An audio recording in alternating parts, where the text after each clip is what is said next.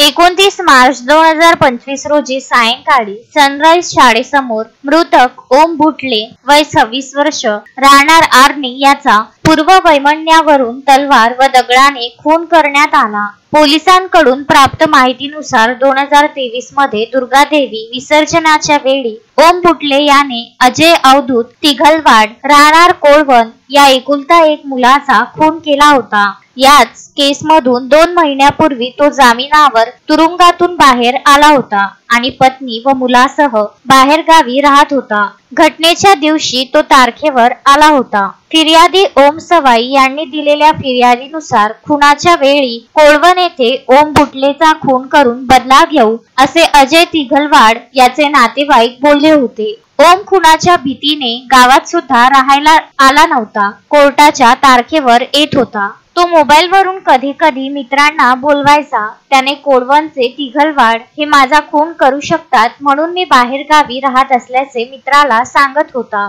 29 मार्च 2025 रोजी सायंकाळी 6:30 वाजताच्या सुमारास तो पुणे येथे जात असताना त्याने आपल्या काही साथीदारांना ट्रॅव्हल्स पॉइंट जवळ बोलाविले असता त्यावर कोळवण येथील अवधूत तिघलवाड याच्यासह 9 ते 10 लोकांनी अचानकपणे हल्ला चढविला। त्यांच्या हातात धारदार शस्त्रे होती। मृतकासोबत केवळ 3 ते 4 साथीदार होते। बघता बघता तलवार व दगडाने ठेचून मृतकाला रक्तबंबाळ केले। त्याच्या एका साथीदाराने त्याला वेळीच एका गाडीत टाकून ग्रामीण रुग्णालय येथे नेले। त्याच्यावर प्राथमिक उपचार करून यवतमाळ येथे नेत असताना त्याचा मृत्यू झाला। घटनेची माहिती मिळताच अपर पोलीस अधीक्षक तथा पोलीस उपविभागीय अधिकारी चिलुमुल्ला रजनीकांत यांनी घटनास्थळाची पाहणी केली। आर्णी पोलिसांनी 30 मार्च रोजी 6 आरोपींना अटक करण्यात यश मिळविले आहे। त्यात आरोपी अवधूत तिघलवाड, उमेश काळे, अक्षय तिघलवाड,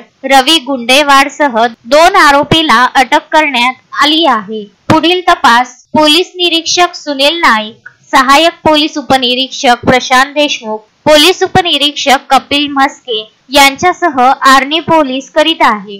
30 मार्च रोजी सायंकाळी ओम भुटलेवर अंतिम संस्कार करण्यात आला। तसेच या युवकाचा आज वाढदिवस असताना तो अनंतात विलीन झाला आहे। शरद बेडेकर सह किशोर पवार, विदर्भ न्यूज, आर्णी।